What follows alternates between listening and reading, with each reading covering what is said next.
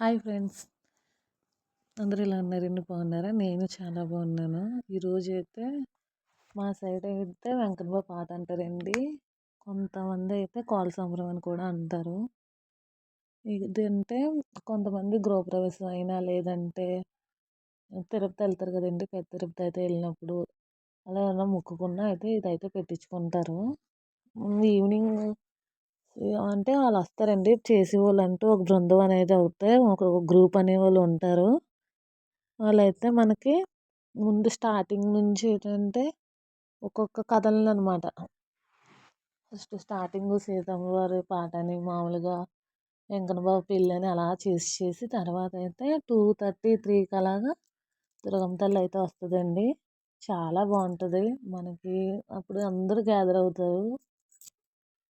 దుర్గమ్మ తల్లి వచ్చినప్పుడే నాకైతే చాలా భయం. అంటే నేను స్టార్టింగ్ నుంచి మార్నింగ్ 7, 6 వరకు అలా ఉంటుందండి. కొంతమంది లేట్గా స్టార్ట్ చేసి చూసారు కదా దుర్గమ్మ తల్లి అనేది.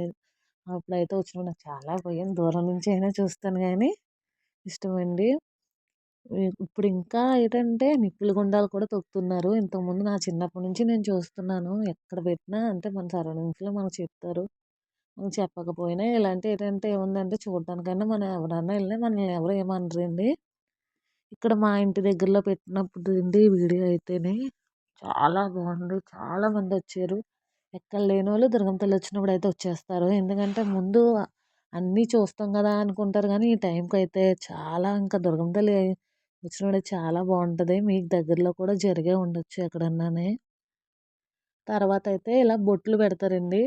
అంటే శాంతించేసిన తర్వాత ఇలా బొట్లు అవి పెట్టేసి హారతి అవి ఇచ్చేసుకున్న తర్వాత మళ్ళీనైతే అదే వెంకన్న బాబు కోసం పెళ్లి చేయడానికి అన్నీ అడిగినట్టు చేసినట్టు చాలా బాగుంటుందండి. తర్వాత కూడాని అప్పుడైతే ఒక్కొక్క మీదకి తల్లి అయితే వాళ్తుంది అంటారు.